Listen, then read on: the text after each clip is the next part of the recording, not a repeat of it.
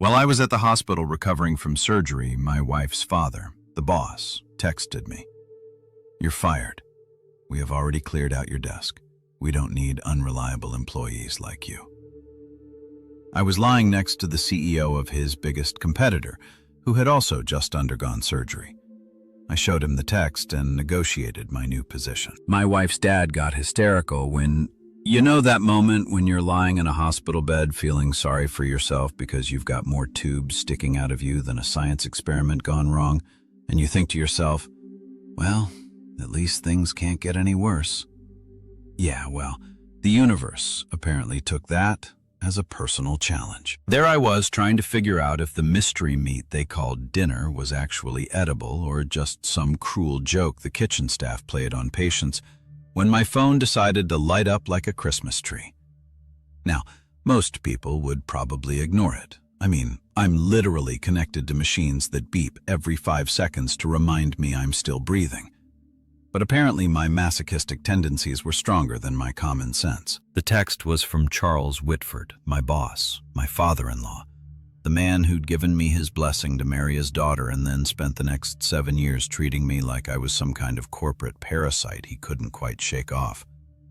The message was short, sweet, and about as warm as a Minnesota winter. "You're fired. We've already cleared out your desk. We don't need unreliable employees like you." I stared at that screen for a solid minute, wondering if maybe the pain meds were making me hallucinate. Nope, the words were still there, glowing like a neon sign advertising my professional doom. 7 years. 7 goddamn years of 60-hour weeks, missed family dinners, and kissing ass so hard I could probably write a manual on advanced brown-nosing techniques. All of it, flushed down the drain with one text message that had less emotion than a grocery list.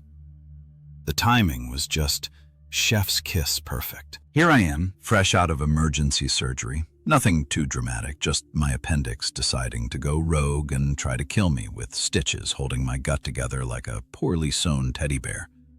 And this absolute gem of a human being decides now is the perfect time to drop the professional equivalent of a nuclear bomb on my life.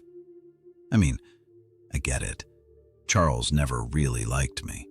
I wasn't the Ivy League golden boy he'd probably envisioned for his precious daughter Claire. I was just some state school graduate who'd worked his way up through sheer stubborn determination and an unhealthy relationship with caffeine.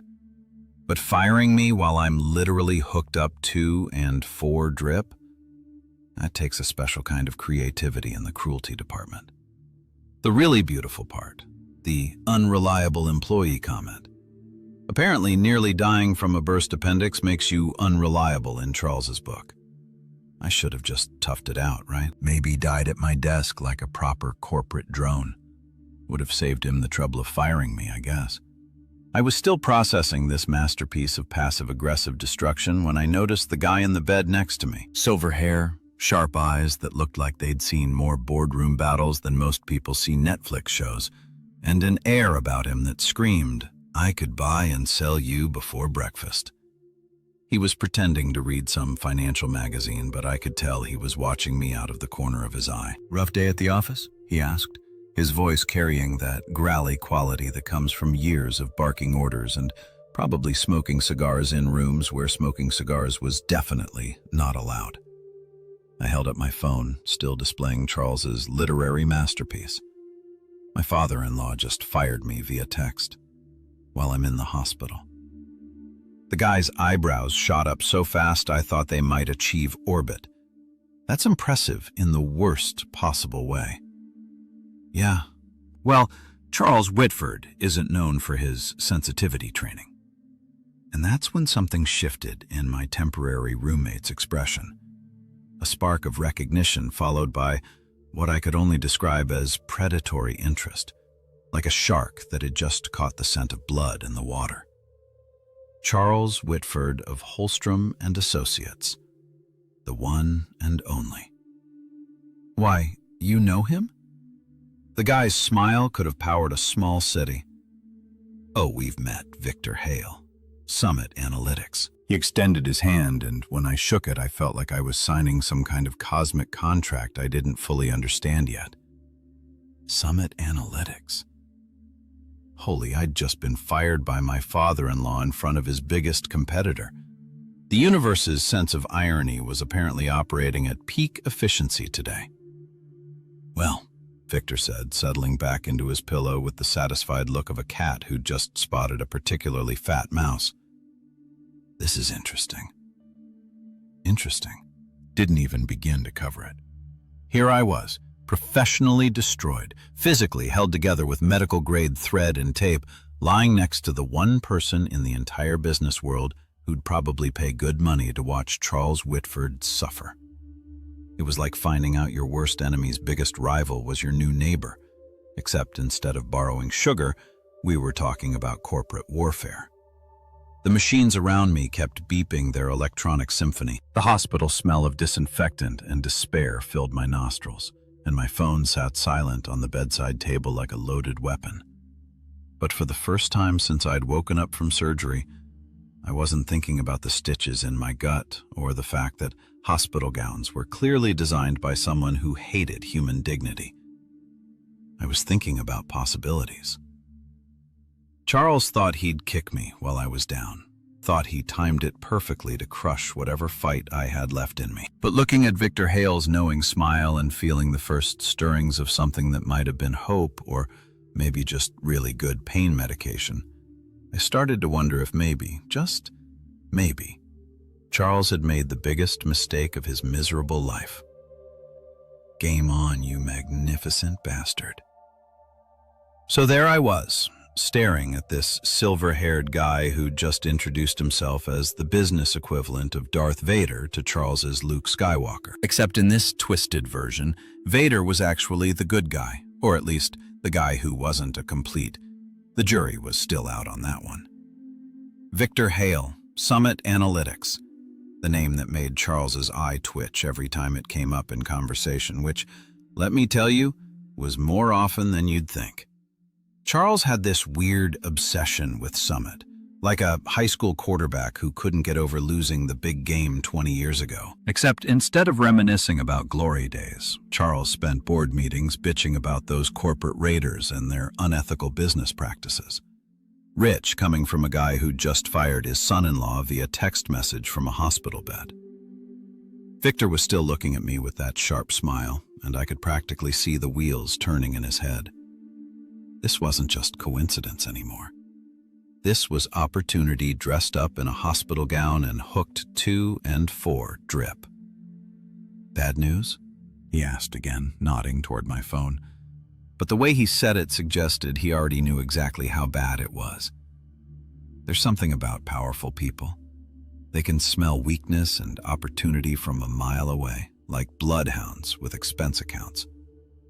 I glanced down at Charles's masterpiece of modern communication still glowing on my screen. The words hadn't changed, unfortunately. Still the same soul-crushing, professionally devastating message that had the emotional warmth of a restraining order. "Oh, you know," I said, waving my phone like it was Exhibit A in a murder trial. "Just your typical Tuesday morning career assassination." "Nothing too dramatic," Victor chuckled. And it was the kind of sound that probably made his competitors break out in cold sweats. "Mind if I take a look?" Professional curiosity. What the hell, right? My dignity was already somewhere in the hospital's biohazard disposal system along with my appendix. Might as well share the wealth. I tilted the phone toward him, watching his expression as he read Charles's literary abortion. His eyebrows climbed higher with each word, and by the time he finished, he was shaking his head like he'd just witnessed someone kick a puppy while simultaneously stealing candy from a baby. "We don't need unreliable employees like you," he read aloud, his voice dripping with the kind of disdain usually reserved for people who put pineapple on pizza. "That takes a special kind of cruelty. Even by corporate standards, that's impressively heartless." Yeah, well, Charles has always been an overachiever when it comes to being a dick. Victor's laugh was genuine this time, not the calculated corporate chuckle, but actual amusement. "You know, I've been dealing with Charles Witt for over a decade, and he never ceases to amaze me. Just when I think he's reached peak, he finds new depths to plumb. I was starting to like this guy. Sure, he was probably as ruthless as they come in the business world, but at least he had the decency to recognize quality dickishness when he saw it. "So, you two have history," I said, trying to sound casual while internally doing backflips at the cosmic comedy of the situation. "Oh, we have history. All right," Victor said. And there was a story there, a big one. Judging by the way his expression shifted from amused to something darker, let's just say Charles and I have fundamentally different philosophies about business and ethics and basic human decency. That's when I noticed the admission papers at the foot of his bed. They'd been sitting there the whole time, but I'd been too busy wallowing in my own professional misery to pay attention. Now, seeing his name printed in that sterile hospital font, the full weight of the situation hit me like a freight train carrying a cargo load of irony. Victor Hale, CEO of Summit Analytics. The man Charles spent more time bitching about than he did actually running his own company. And here he was, lying in the bed next to mine, reading about my humiliation in real time like it was his personal entertainment system. I started, then stopped, because what do you even say in a situation like this? This is incredibly weird. Weird doesn't even begin to cover it. Victor agreed. Your father-in-law just fired you in front of his greatest business rival. That's either cosmic justice or cosmic comedy. I'm leaning toward both. The more I thought about it, the funnier it got. Charles, in all his infinite wisdom, had chosen to deliver his coup to Grace at the exact moment and place where it would cause him the maximum amount of professional embarrassment. It was like he'd planned it. Except Charles wasn't nearly smart enough to plan something this perfectly self-destructive. "You know what the best part is?" I said, feeling a laugh bubbling up from somewhere deep in my chest. He probably thinks he's taught me some kind of lesson, like I'm going to lie here feeling sorry for myself and then crawl back begging for forgiveness. "Are you?" Victor asked, and there was genuine curiosity in his voice. "Hell no. I mean, don't get me wrong, this sucks. 7 years of my life down the drain. My wife's going to flip when she finds out her dad fired me, and I'm probably going to have to explain to my mortgage company why my income just disappeared. But crawl back to Charles. I'd rather eat hospital food for the rest of my life." Victor's smile was back, and this time it had teeth. Good, because men like Charles Whitford count on people being too afraid to fight back. They build their empires on intimidation and the assumption that everyone else is too weak or too scared to stand up to them. And you're not, kid. I've been standing up to Charles Whitford since before you knew he existed. The difference is I have the resources to make it interesting. There was a promise in those words hanging in the antiseptic air between us like a dare. I could feel something shifting, some fundamental change in the trajectory of my life that started with a text message and was now pointing toward what? Revenge? Justice? Professional suicide? Maybe all three. "Victor," I said, testing out his name. "I think this might be the beginning of a beautiful friendship." He laughed, and it was the sound of possibilities opening up like flowers in spring. "Oh, I'm counting on it." The thing about loyalty is that it's supposed to be a two-way street, not a one-way ticket to getting screwed over by your own family. But apparently, nobody sent Charles that memo. For 7 goddamn years, I'd been the poster child for corporate devotion, the kind of employee who showed up early, stayed late, and treated client relationships like sacred bonds that couldn't be broken. And where did it get me? A pink slip delivered via text message while I was hooked up to medical equipment like some kind of corporate Frankenstein's monster. Victor was quiet for a while after our little bonding moment, probably processing the beautiful irony of the situation. Me? I was lying there thinking about all those times Charles had pulled me aside with his friendly advice about staying in my lane and not getting too cozy with the competition. "You're too trusting," he'd say, adjusting his tie like some kind of corporate peacock. "These clients, they'll sweet-talk you. make you think you're irreplaceable, but at the end of the day, they're loyal to Holstrom and Associates, not to you personally. What a load of that turned out to be. The truth was, Charles had always been paranoid about my relationships with clients. Not because I was bad at my job, hell no, I was excellent at my job, but because I was too good at it. Clients didn't just tolerate me. They actually liked me. They trusted me. They called me directly instead of going through the company switchboard. And that scared the living hell out of Charles because it meant I had something he couldn't control. Genuine professional relationships built on competence and trust instead of fear and corporate hierarchy. He was always worried about you getting too close to competitors, wasn't he? Victor said like he was reading my mind, which, given his reputation for corporate competitive intelligence gathering. Maybe he was paranoid doesn't even begin to cover it, I said, shifting in the hospital bed and immediately regretting it as my stitches reminded me they were still very much a thing. Every time I had lunch with a client, every networking event, every industry conference, Charles acted like I was one handshake away from defecting to the enemy. And now he's thrown me away in the exact place where it hurts him most. It's like he wanted to prove his own worst fears were justified.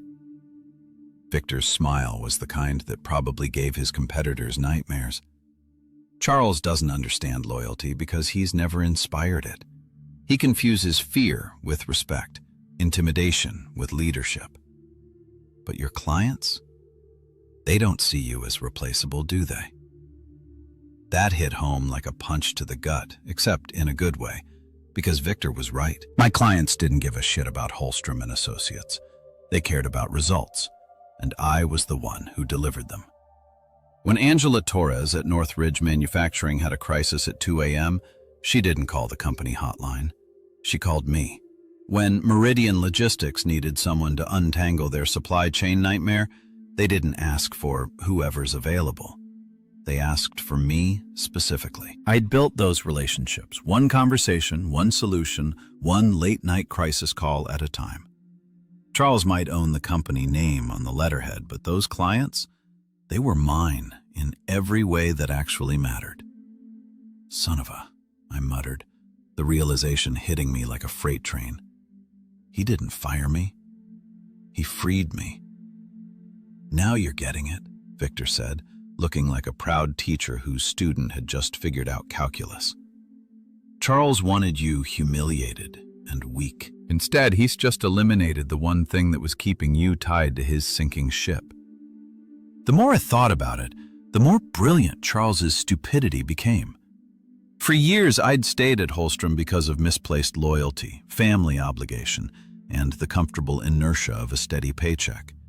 I turned down headhunter calls, ignored better offers, and stuck with Charles's increasingly dysfunctional operation because I thought I owed him something. But loyalty to what? To a man who just demonstrated that 7 years of dedication meant less to him than his own petty need for control. To a company that treated me like a replaceable cog instead of the revenue-generating machine I actually was. That noise. You know what the really beautiful part is? I said, feeling something that might have been hope creeping into my voice for the first time in hours. All those client relationships he was so paranoid about, they're not going anywhere. Angela Torres doesn't trust Holstrom and Associates. She trusts me. Same with Marcus Webb at Eastmont, Jennifer Chun at Pacific Systems, hell, half my client roster. Victor was practically purring with satisfaction. And what do you think happens when those clients find out Charles fired the one person they actually want to work with? I started laughing, which probably looked insane given that I was lying in a hospital bed with tubes sticking out of me, but I couldn't help it. The cosmic justice of it all was too perfect. Charles had spent years worrying that his clients were more loyal to me than to his company, and instead of trying to earn that loyalty himself, he just eliminated me from the equation. It was like a jealous husband getting rid of his wife's lover by burning down his own house. Sure, the lover was gone, but now everybody was homeless and pissed off. He's going to lose them, I said, the certainty of it settling in my chest like warm whiskey. Maybe not all of them right away, but the important ones, the profitable ones. They're going to take one look at whatever corporate drone he assigns to replace me and start shopping around for alternatives. And where do you think they'll start shopping? I looked at Victor, this silver-haired shark in a hospital gown who'd just been handed the business opportunity of a lifetime on a silver platter, courtesy of my idiot father-in-law's spectacular miscalculation. Wherever I land next, I said. And for the first time since that text message had blown up my world, I felt powerful again. Charles thought he'd buried me.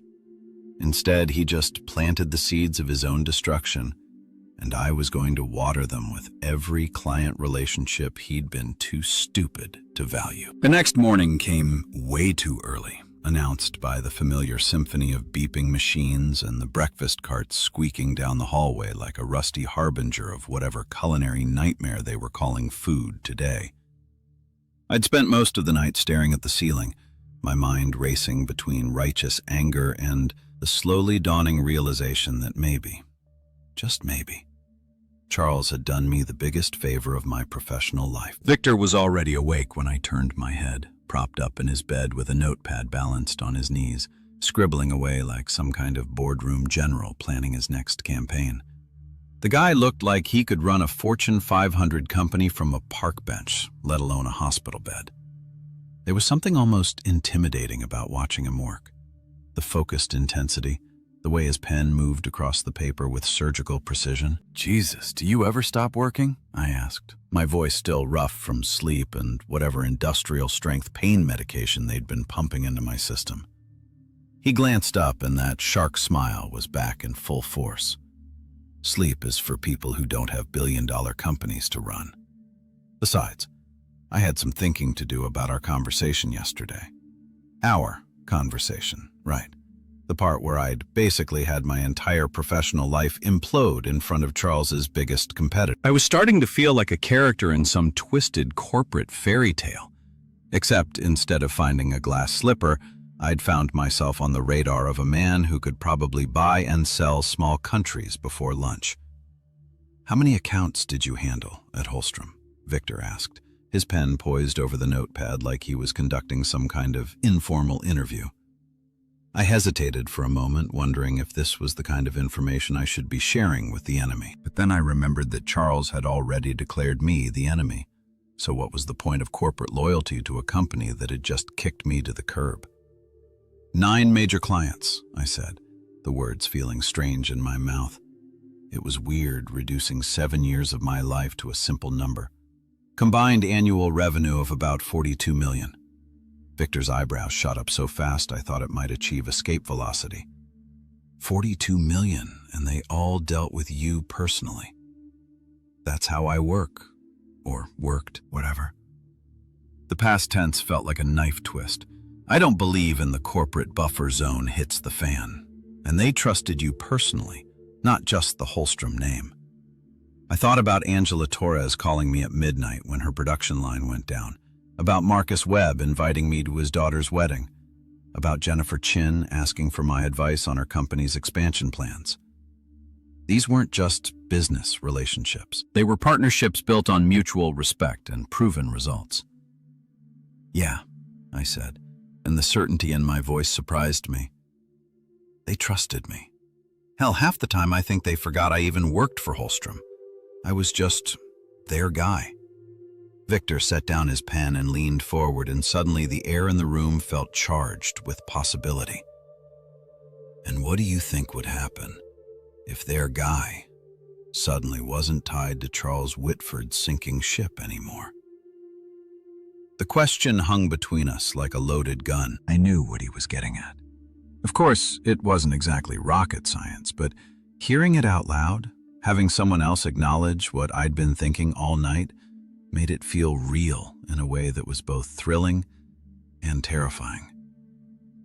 "They'd follow," I said, the words coming out quieter than I'd intended. Maybe not all of them, but the important ones, the ones who matter. Join Summit. The offer hit me like a lightning bolt. Simple and direct and completely life-changing. No corporate dancing around. No about exploring opportunities or seeing what develops. Just a straight-up, no-nonsense proposition that could flip my entire world upside down. I can give you authority, freedom, and backing. Victor continued, his voice steady and sure. Charles wanted to erase you, make you disappear like you never mattered. I want to build with you. I want to give you the resources to show the world what you're actually capable of when you're not being held back by small-minded men and their petty insecurities. My breath caught in my throat. 24 hours ago, I'd been a loyal employee with a steady job and a comfortable, if uninspiring, future. Now, I was lying in a hospital bed being offered a chance to burn down everything I'd known and rebuild it from the ground up. What's the catch? I asked, because there's always a catch. Nobody offers you the keys to the kingdom without expecting something in return. Victor's laugh was genuinely amused. The catch is that you'd be working for me instead of Charles, which means you'd actually be expected to perform at your potential instead of being held back by corporate politics and family dysfunction. Oh, and Charles will probably hate you for the rest of his miserable life. But honestly, that sounds like a bonus from where I'm sitting.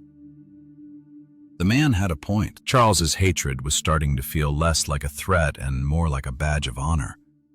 If Charles Whitford hated you, it probably meant you were doing something right. When would you want an answer? I asked, my heart hammering against my ribs like it was trying to escape. When you're ready to give one. But don't take too long. Opportunities like this don't stay open forever. And your clients aren't going to wait around while Charles scrambles to replace you with some fresh-faced MBA who thinks networking means adding people on LinkedIn. I closed my eyes, trying to process the magnitude of what was happening. In one night, I had gone from discarded to recruited, from unemployed to potentially more powerful than I'd ever been. Charles had thrown me away like garbage, and Victor wanted to turn me into a weapon. For the first time in weeks, hell, maybe years, I felt truly, genuinely powerful again. Victor, I said, opening my eyes to meet his steady gaze, I think we might have ourselves a deal. His smile could have lit up the entire hospital. Welcome to the big leagues, kid. 3 days later, I was standing in front of Summit Analytics Glass Tower headquarters, feeling like a kid on his first day at a new school. Except instead of worrying about where to sit at lunch, I was about to walk into the lion's den of corporate warfare. My stitches were still pulling at my gut every time I moved wrong, and I was probably running on more coffee and spite than actual energy. But damn, if I wasn't ready to burn some bridges. The building itself was everything Holstrom's dated office wasn't. Sleek, modern, and expensive as hell. Floor-to-ceiling windows reflected the morning sun like armor, and the lobby looked like something out of a sci-fi movie where all the aliens wore 1,000 suits. It was the kind of place that whispered, "We have money, and we're not afraid to spend it." In architectural form. Victor was waiting for me at the reception desk, looking completely at home in his natural habitat. Gone was the hospital gown and the slightly vulnerable air of a patient hooked up to medical equipment. This was Victor Hale in his element. Sharp suit, sharper smile, and the kind of presence that made everyone in the vicinity stand up a little straighter. "Welcome to Summit," he said, extending his hand for a firm shake, ready to see what a real company looks like. The dig at Charles wasn't subtle, but then again, subtlety was probably overrated when you were about to commit corporate warfare. "Lead the way, boss," I said, and the word felt strange and exciting on my tongue. Boss, not father-in-law, not the guy who'd married me off to his daughter and expected eternal gratitude in return. Just boss, clean and simple and professional. The elevator ride to Victor's office was smooth and silent. The kind of expensive quiet you only get in buildings where they don't cut corners. I caught my reflection in the polished steel doors and hardly recognized myself. 3 days ago, I'd been Charles's obedient son-in-law, staying in my lane and keeping my head down. Now I looked like someone who was about to take a sledgehammer to the status quo. Victor's office was a monument to success. Corner views of the city, furniture that probably cost more than my car, and awards lining the walls like trophies from conquered enemies. But what caught my attention was the folder sitting on his desk, thick and official-looking, with my name printed on a label that somehow made this whole insane situation feel real. "Before we go any further," Victor said, settling behind his desk like a general reviewing battle plans, "I want you to understand what you're getting into. This isn't just a job change. This is a complete reset of your professional life. Charles is going to come after us with everything he's got, and by extension, he's going to come after you personally. Your wife might not appreciate having her father as an enemy. Your friends in the industry might think you've lost your mind. Are you ready for all that?" I thought about Claire's face when she found out her dad had fired me, the shock and hurt and confusion that would probably turn into anger when she realized I was going to work for his biggest rival. I thought about the whispers in industry circles, the people who'd assume I was either brave or stupid, probably both. Then I thought about Charles's text message still saved on my phone like evidence of a crime. "We don't need unreliable employees like you." The man had declared war first. I was just choosing my side. Charles made his position clear. I said, surprised by how steady my voice sounded, "I'm not family anymore. I'm just another casualty of his ego. So yeah, I'm ready." Victor's smile was pure predator satisfaction. He opened the folder and slid it across the desk. "Then let's make this official." The contract was beautiful in its simplicity. Vice President of Client Strategy, equity package that would make me an actual stakeholder instead of just another employee. Salary that was nearly double what Charles had been paying me. And this was the part that made my heart race. Complete autonomy over client relationships and business development. "You're giving me my own division?" I asked because surely I was reading this wrong. "You're getting exactly what you've earned," Victor replied. "The authority to do your job without some insecure middle manager looking over your shoulder, questioning every decision and taking credit for your successes while blaming you for his failures." My hand shook as I signed the papers. Not from fear, but from the sheer weight of possibility. This was it. The moment where I stopped being Charles Whitford's disappointment of a son-in-law and became my own man in the business world. That same afternoon, I made my first careful calls. Angela Torres at Northridge Manufacturing picked up on the second ring, and I could hear the relief in her voice when I explained the situation. "Thank God," she said, and I could picture her leaning back in her office chair, the tension leaving her shoulders. "When I heard you weren't at Holstrom anymore, I was already mentally preparing to start shopping around for new representation. If you're at Summit, then we're at Summit. Simple as that. Simple as that." 7 years of relationship building. 7 years of showing up when it mattered. 7 years of proving that I was worth trusting. And it all came down to 4 words. We're at Summit. Marcus Webb at Eastmont Biotech was even more direct. "Does this mean I don't have to deal with Charles's nephew anymore?" he asked. "Because that kid couldn't organize a 1-car parade, let alone manage our account."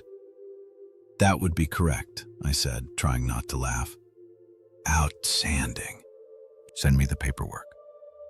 By the end of the week, I'd fielded calls from 6 of my 9 major clients, and the conversations were all variations of the same theme.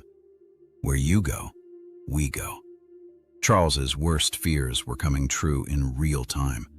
And the beautiful part was that I wasn't even trying to steal his clients. They were jumping ship on their own, like rats fleeing a sinking vessel. Friday afternoon, my phone started buzzing with calls from Holstrom's main number. Charles, no doubt, finally realizing that his dramatic firing hadn't gone according to plan. The calls kept coming, 5, 6, 7 times. Each ring felt like a small victory. I let every single one go to voicemail. Game on, Charles. Game on. Charles's legal assault came faster than a bad hangover and twice as painful. By Monday morning, my inbox was flooded with enough threatening letters to wallpaper a small apartment, each one more creative in its accusations than the last. Breach of contract, theft of proprietary information, client solicitation, corporate espionage. Basically everything short of crimes against humanity and bad table manners. The crown jewel of Charles's legal tantrum was a 23-page document that read like it had been written by someone who'd learned law from watching too many courtroom dramas. According to this masterpiece of legal fiction, I was apparently some kind of corporate supervillain who'd spent years systematically undermining Holstrom and Associates from within, like a business version of the Trojan horse, except with more coffee and fewer wooden horses. Jesus Christ, I muttered, scrolling through the latest accusation that I'd somehow maliciously influenced client relationships for personal gain. Yeah, Charles, because doing my job well was clearly a criminal conspiracy. Next, he'd probably accuse me of aggressive competence and reckless professionalism. That's when Victor knocked on my office door. Yes, I had an office now with actual windows and everything, carrying what looked like his own stack of legal documents and wearing the expression of someone who'd just been told Christmas was coming early this year. Let me guess, I said, holding up Charles's latest legal love letter. You got the special delivery too? Oh, I got more than that, Victor said, settling into the chair across from my desk with the satisfied air of a cat who'd just caught a particularly fat mouse. Charles has apparently decided that the best defense is a completely unhinged offense. He's threatening to sue us, our clients' clients, and probably anyone who's ever said hello to you in an elevator. Sounds about right. Charles never was one for proportional responses, which is why I want you to meet our head of legal counsel, Victor said, checking his watch. She should be here any minute, and trust me, you're going to love her. As if on cue, there was a sharp knock on the door, and in walked a woman who looked like she could argue with God and win. Mid-30s, sharp suit, sharper eyes, and the kind of confidence that came from winning legal battles before most people even realized there was a war going on. Priya Sharma, she said, extending her hand with a grip that could probably crush walnuts. I understand you've managed to piss off Charles Whitford so thoroughly that he's forgotten how basic contract law works. I liked her immediately. That seems to be the situation. Yeah, I said. How screwed am I? Priya's smile was the legal equivalent of a shark showing its teeth. Not even a little bit. In fact, Charles has just handed us the best possible defense on a silver platter. Want to know why she spread Charles's legal documents across my desk like she was laying out a winning poker hand? First, he fired you without cause. That's documented in his own text message, which, by the way, is the gift that keeps on giving from a legal standpoint. Second, your clients contacted you, not the other way around. We have phone records, email timestamps, everything we need to prove you didn't solicit anyone. But what about the non-compete clause? I asked because that had been keeping me awake at night, staring at the ceiling and wondering if I'd just painted a giant legal target on my back. Ah, the non-compete. Priya said, her grin getting wider. That's the beautiful part. Charles fired you. You didn't quit. You didn't breach your contract. He terminated your employment without cause. In most states, including this one, firing someone without cause essentially voids any non-compete agreements. Charles can't have it both ways. He can't fire you and then claim you're still bound by employment restrictions. The relief hit me like a physical weight lifting off my chest. So all these threats are basically legal masturbation.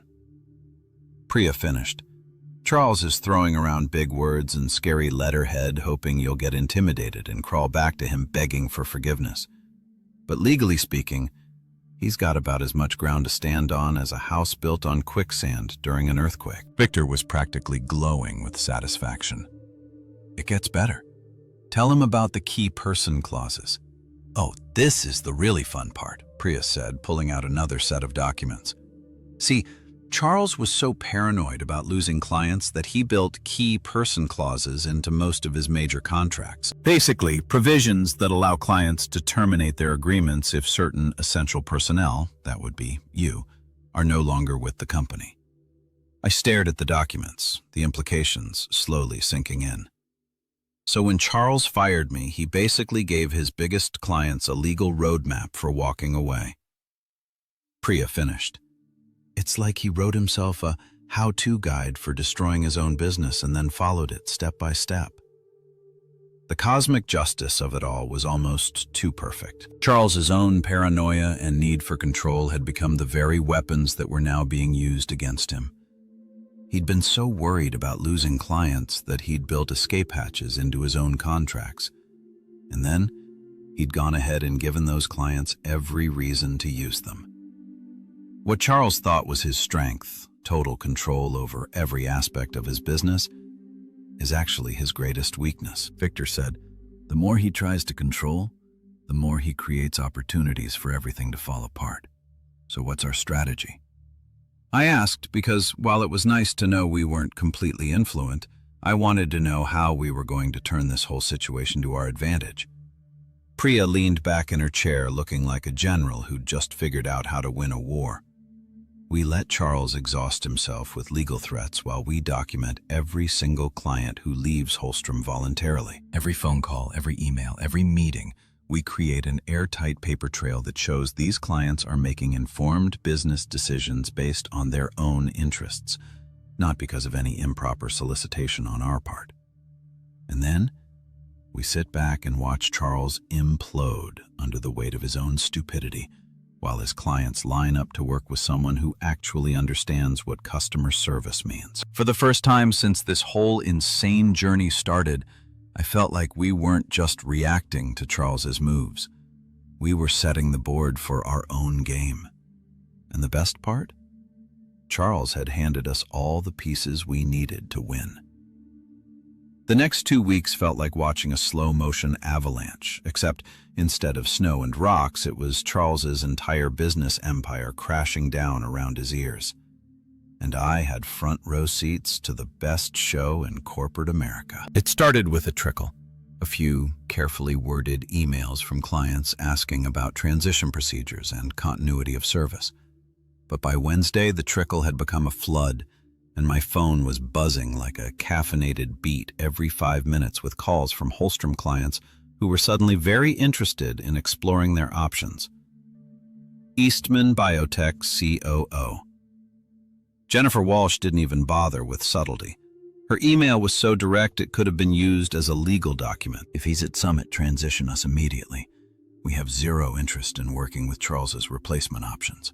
Meridian Logistics was equally blunt, but they went through proper channels, sending a formal letter to Holstrom's legal department that basically amounted to a corporate middle finger wrapped in professional language. They cited their key person clause, referenced my essential role in strategic planning, and demanded continuity of service or they'd exercise their right to terminate the contract. The beautiful part was watching Charles scramble to respond through the industry grapevine. And let me tell you, the business world is basically high school with better suits and bigger egos. Word was getting around that Charles was calling emergency meetings, staying at the office until midnight, and generally losing his in spectacular fashion. But the real entertainment came on Thursday afternoon when my phone rang with a number I didn't recognize. I almost ignored it, but something made me pick up. "This is Sophia," said a quiet voice that sounded like it was coming from inside a bunker. "Sophia Alvarez from Holstrom." Sophia? I remembered her. Project manager, sharp as a tack, one of the few people at Holstrom who actually gave a damn about doing good work instead of just kissing Charles's ass. She'd always been professional, but distant, the kind of person who kept her head down and stayed out of office politics.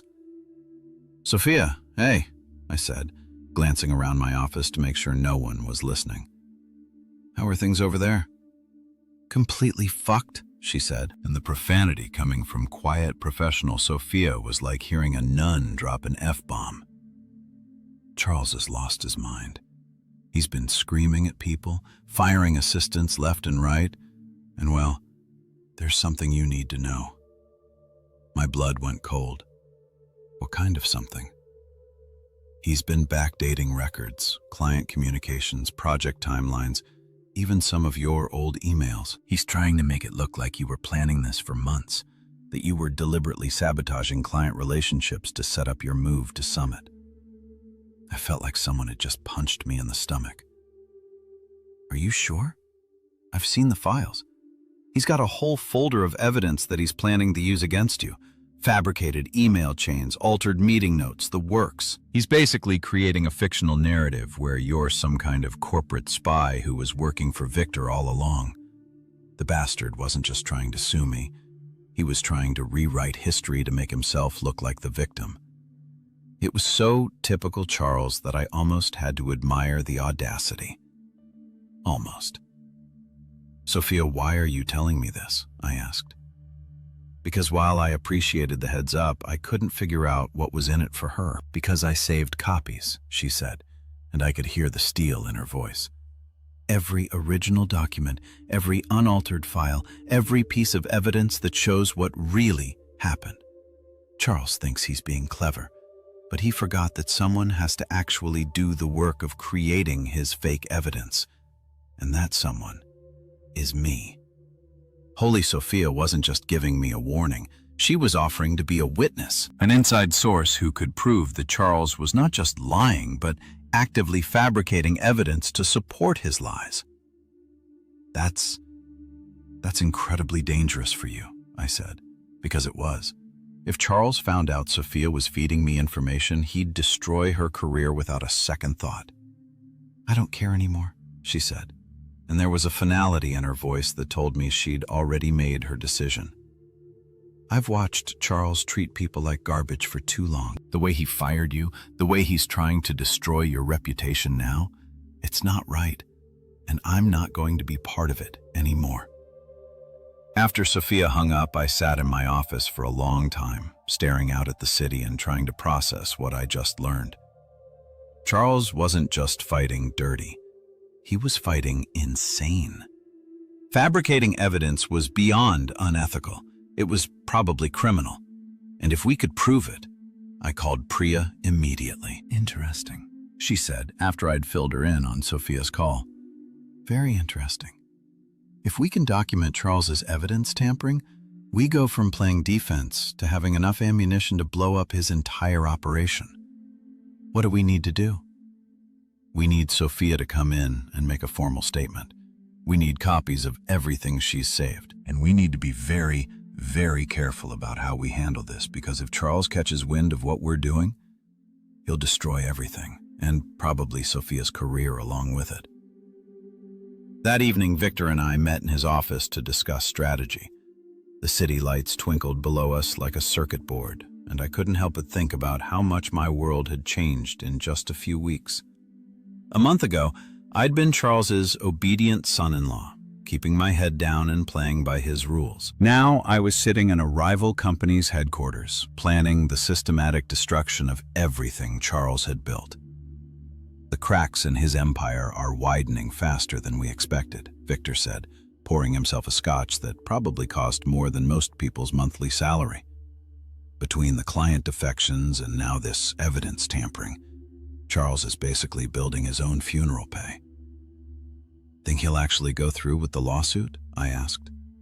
Victor's smile was pure predator satisfaction. "Oh, I hope he does. Because when he walks into that courtroom with his fabricated evidence and his righteous indignation, we're going to be waiting, with Sophia's testimony and enough documentation to prove he's not just wrong, he's criminally wrong." The dominoes were falling. All right, and Charles had lined them up himself. I should have seen it coming. When you corner a desperate animal, it either runs or it attacks, and Charles Whitford had never been the running type. But even I wasn't prepared for the spectacular display of public self-destruction that went down on a perfectly ordinary Tuesday morning at 10:47 a.m. I was in my office reviewing some contract details for a new client who'd jumped ship from Holstrom so fast they'd practically left skid marks when the commotion started downstairs. At first, it sounded like normal lobby noise, the usual symphony of clicking heels, muffled conversations, and the gentle hum of corporate life. Then the volume cranked up to 11, and suddenly it sounded like someone was conducting a very angry orchestra with a bullhorn. "Where is he?" The voice carried all the way up to the 15th floor, cutting through Summit's usual professional calm like a chainsaw through silk. "Where's that backstabbing piece of—" I didn't need to look out the window to know who was causing the disturbance. Charles's voice was burned into my memory after 7 years of listening to him pontificate in meetings, berate employees, and generally act like he was God's gift to the business world. But this wasn't his usual controlled corporate tone. This was pure, unfiltered rage with a side of complete mental breakdown. My phone buzzed with a text from Victor. "Your father-in-law's in our lobby. This should be fun." I grabbed my coffee and headed for the mezzanine that overlooked the main lobby because there was no way in hell I was missing this show. By the time I got there, half the office had the same idea, and we were all crowded along the railing like spectators at the world's most uncomfortable gladiator match. Charles was standing in the middle of Summit's pristine lobby, looking like he'd slept in his suit and combed his hair with a blender. His face was the color of a ripe tomato. His tie was askew, and he was just gesticulating wildly like a conductor leading an orchestra of pure fury. The security guards were maintaining a respectful distance, probably trying to figure out if they were dealing with a legitimate threat or just garden-variety corporate insanity. "You think you can steal from me?" Charles bellowed, his voice echoing off the glass walls and marble floors. 7 years. I gave him 7 years of opportunity, of guidance, of treating him like family, and this is how he repays me? Victor appeared at the top of the main staircase, moving with the calm, measured pace of someone who dealt with unhinged competitors before. He looked like he was about to handle a slightly annoying business meeting, not defuse a human time bomb in his lobby. "Charles," Victor said, his voice carrying just enough authority to cut through the chaos. "You're causing a scene." A scene. Charles whirled around to face him, and I could see the spittle flying from the mezzanine. "A scene. You destroy my business, steal my employees, turn my own son-in-law against me, and you're worried about a scene." The son-in-law comment hit me like a slap. Even in his complete meltdown, Charles was still trying to play the family card, still trying to make this about personal betrayal instead of his own spectacular failure as a human being and a boss. "Nobody stole anything," Victor replied, his tone maddeningly calm. "Your former employee chose to work elsewhere after you terminated his employment. Your clients chose to follow him because they valued his services. These are called consequences, Charles. Perhaps you've heard of them." That's when Charles completely lost whatever remaining grip he had on reality. "He's finished," he screamed, pointing up toward the mezzanine where I was standing. "Hear me? Finished. I'll destroy him. I'll destroy all of you. You have no idea who you're messing with." The entire lobby had gone dead silent except for Charles's heavy breathing and the soft hum of the air conditioning. Even the elevators seemed to have stopped moving, like the building itself was holding its breath. I could see people on their phones, probably recording this train wreck for posterity, and I made a mental note to check social media later because this was definitely going viral. "Security," Victor said quietly, and 2 guards moved forward with the kind of professional courtesy that barely masked their readiness to physically remove Charles if necessary. "Don't you dare touch me," Charles snarled, backing toward the exit, but still maintaining his aggressive posture. "This isn't over. None of this is over. I'll sue you into the ground." "Oh I'll make sure none of you ever work in this industry again. And then, because the universe apparently has a sense of dramatic timing, Charles's phone started ringing. The tiny sound of his ringtone, some generic corporate melody that probably came pre-installed, cut through his tirade like a reality check delivered by AT&T. He answered it without thinking, muscle memory overriding his fury. "What?" he barked into the phone. Even from the mezzanine, I could hear the tiny voice on the other end, urgent and panicked. Charles's face went from red to white in about 2 seconds, and his whole body seemed to deflate like a punctured balloon. "What do you mean they're pulling out?" he said, his voice suddenly small and desperate. "All of them? How is that?" No, you listen to me." But whoever was on the other end had apparently hung up because Charles was staring at his phone like it had just told him he had terminal cancer. The fight went out of him all at once, and for a moment he just stood there in the middle of Summit's lobby, looking like a man who just watched his entire world collapse in real time.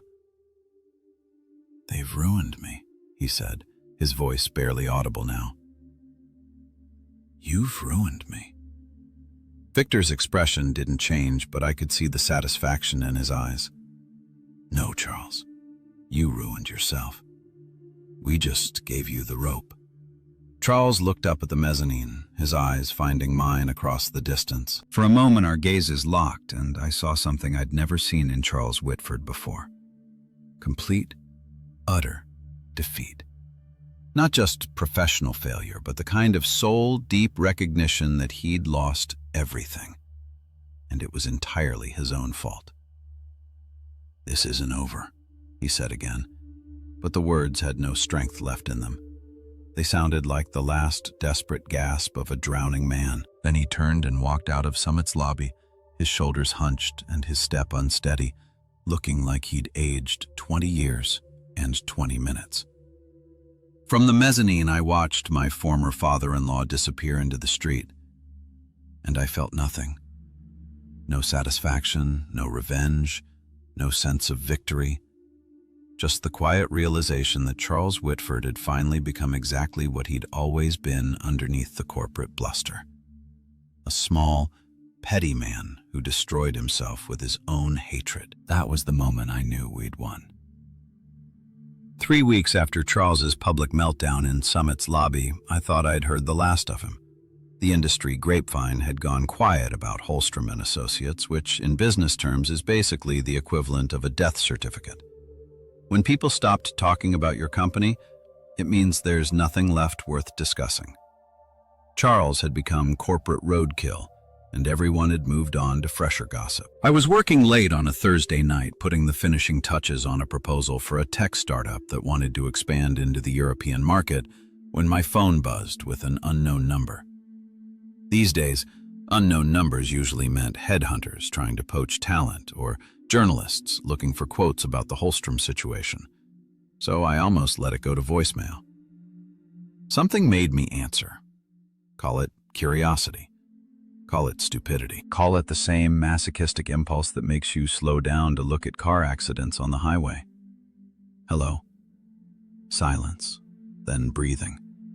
Heavy, labored breathing like someone who'd just run a marathon or climbed 10 flights of stairs. But underneath the breathing, I could hear something else. The faint sound of ice clinking against glass. Drinking. Whoever was on the other end was definitely drinking. "I know it's you," I said, because the breathing pattern was familiar, the rhythm of someone I'd listened to in countless meetings over the years. Charles, a bitter laugh that sounded like it had been dragged up from the bottom of a very deep, very dark well. "Smart boy. Always were too smart for your own good." His voice was different, rougher. The polished corporate smoothness was gone, replaced by something raw and broken. This wasn't the Charles who'd fired me via text message, or the Charles who'd screamed threats in Summit's lobby. This was someone else entirely. Someone who sounded like he'd been hollowed out from the inside. "What do you want, Charles?" Another clink of ice, another sip of whatever he was drowning himself in. Want? That's a funny question. What I wanted was a son-in-law who understood loyalty. What I wanted was employees who respected the hand that fed them. What I wanted was a business that would last longer than my lifetime. And what you got was a reality check. What I got was destroyed. His voice cracked on the last word, and I realized with uncomfortable clarity that Charles Whitford, the man who'd ruled his corporate kingdom with an iron fist and a titanium ego, was crying, not sobbing, not wailing, just the quiet kind of tears that come when there's nothing left to fight for. "They're all gone," he continued, his words slightly slurred now. "Every client, every contract, every relationship I spent 30 years building. Meridian signed with you last week. Eastman's already moved their entire portfolio. Even the small accounts, the ones I thought were safe, they're shopping around, looking for someone who can actually deliver results instead of empty promises and family connections." I should have felt satisfaction. This was the moment I'd been working toward, consciously or not, since that text message in the hospital bed. Charles's complete professional destruction, served up on a silver platter with a side of public humiliation. But sitting there in my office, listening to a broken man catalog his losses, all I felt was tired. "You did this to yourself, Charles," I said, and my voice was quieter than I'd intended. "Every single decision that led to this moment was yours. Firing me, trying to fabricate evidence, losing your Ruz in public, none of that was forced on you, was it?" His laugh was uglier now, full of self-loathing and whiskey.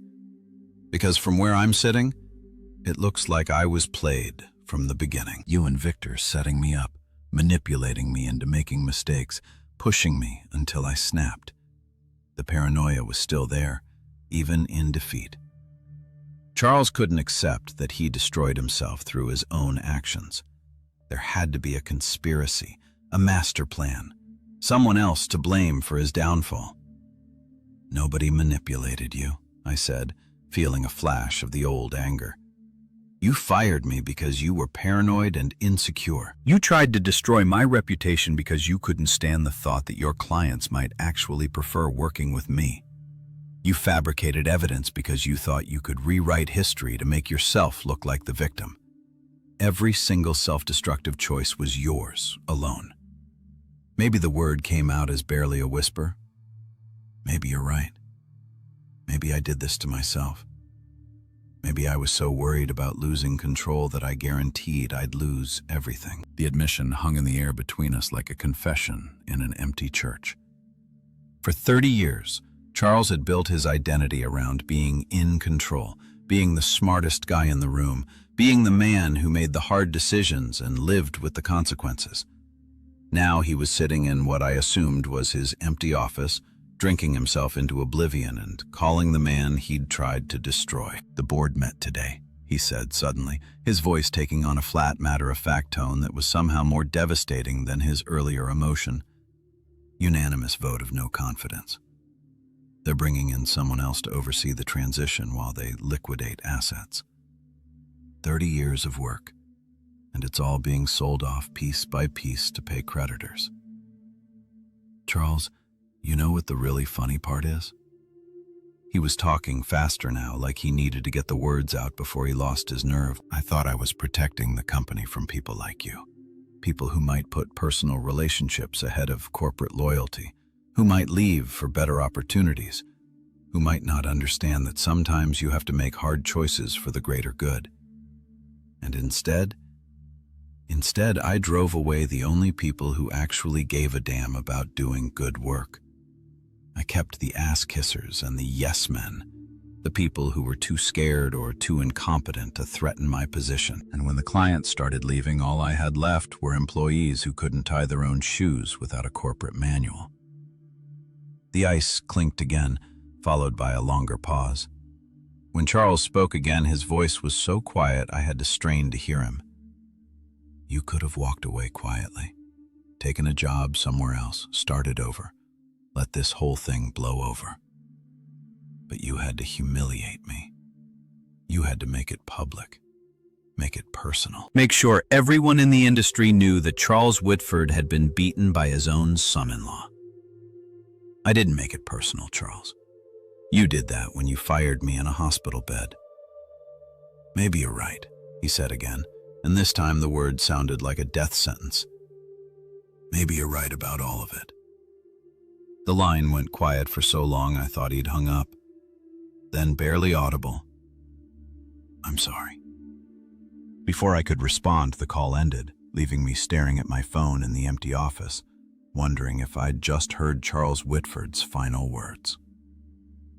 6 months later, I was standing in Summit's conference room, looking out at a view that would have made Charles weep with envy, listening to Victor wrap up our quarterly review with the kind of numbers that made grown executives get misty-eyed.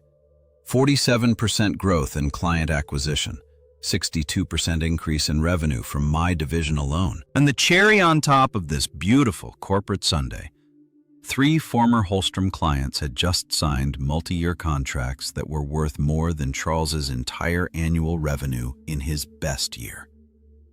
The irony wasn't lost on me. A year ago, I'd been Charles's obedient son-in-law, sitting in meetings where I wasn't allowed to speak unless spoken to, watching him take credit for my work while simultaneously paranoid that I was plotting against him. Now, I was running my own division, making decisions that affected millions in revenue, and actually enjoying the hell out of my job for the first time in years.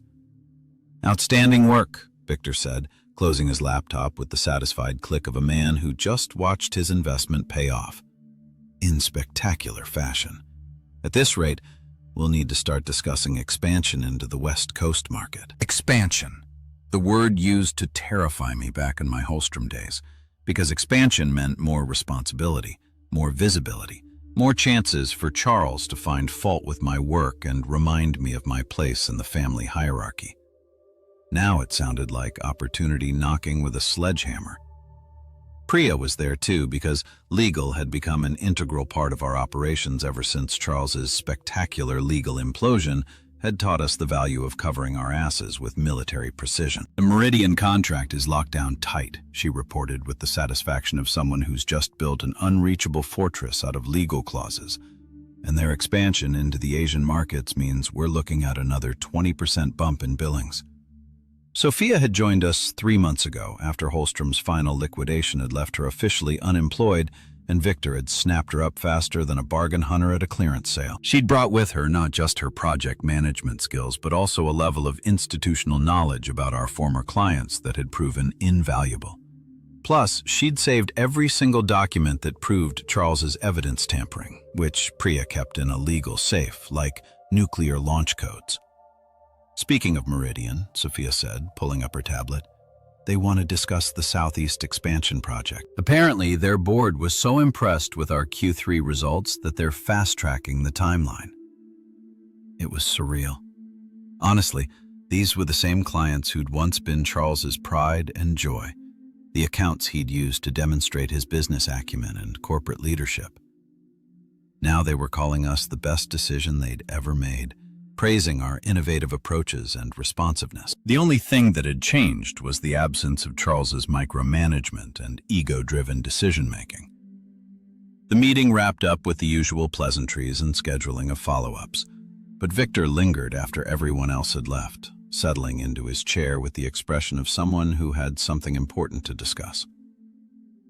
"There's something I want to talk to you about," he said, and my stomach did that familiar clench that happened whenever a boss wanted to have a serious conversation.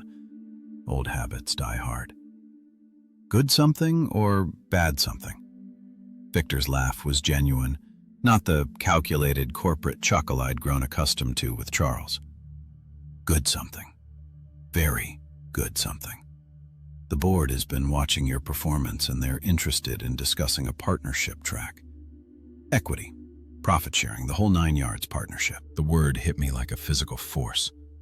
In Charles's world, partnership was something that happened to other people, the chosen few who'd been anointed by family connection or Ivy League pedigree.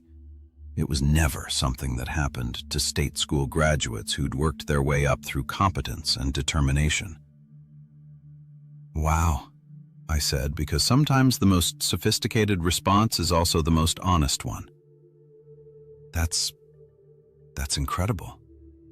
You've earned it, Victor said simply. Not because you brought over Charles's clients, not because you helped us stick it to a competitor, but because you've proven that you can build something lasting. The clients who followed you didn't just want to escape Charles. They wanted to work with someone they trusted to deliver results. That evening, I drove home through traffic that would have sent Charles into a road rage spiral, but I barely noticed the congestion. My mind was spinning with possibilities, with the kind of future that I'd never dared to imagine when I was trapped in Charles's corporate hierarchy. Claire was waiting for me in the kitchen, and I could tell from her expression that she'd been thinking about something all day. We'd had our rough patches after the whole Charles situation exploded. It's not easy watching your husband systematically destroy your father's business empire, even when your father absolutely deserved it. Sophia called, she said without preamble. She wanted to thank you for the recommendation letter. Apparently, the nonprofit she's interviewing with was impressed. Sophia had decided that corporate consulting wasn't her calling after all. Watching Charles's meltdown had convinced her that she wanted to work somewhere that actually helped people instead of just moving money around. It was a good choice for her, and I was glad I could help. She's good people. I said she deserves to be somewhere that appreciates what she brings to the table. Claire was quiet for a moment. Then, do you regret it? Going against my father. It was a question she'd asked before in different ways, usually late at night when the weight of family drama felt heaviest. And every time my answer got a little clearer, a little more certain. No, I said, and I meant it completely, because loyalty only matters when it's mutual. Charles broke at first when he decided that family meant I owed him everything and he owed me nothing. When he fired me in that hospital bed, he made it clear that I was never really family. I was just another employee he could dispose of when convenient. She nodded, and I could see the relief in her eyes. I think I'm finally okay with that. With all of it. He made his choices and you made yours. Later that night, lying in bed and listening to Claire's steady breathing beside me, I thought about Charles's final phone call. I'd never heard from him again after that broken, whiskey-soaked conversation, and the industry grapevine suggested he'd quietly disappeared from the business world altogether. Some said he'd moved to Florida. Others claimed he was teaching business classes at a community college somewhere in the Midwest. Nobody really knew. And honestly, nobody really cared. When I thought back to that hospital bed where this whole crazy journey had started, I no longer saw weakness or vulnerability. I saw the moment I was reborn. Not as Charles's son-in-law, not as his employee, not as someone who owed his success to family connections and corporate politics, but as my own man. And the beautiful irony? Charles thought he'd buried me that day with that text message, thought he'd kicked me when I was down and taught me a lesson about knowing my place. Instead, he'd buried himself and set me free.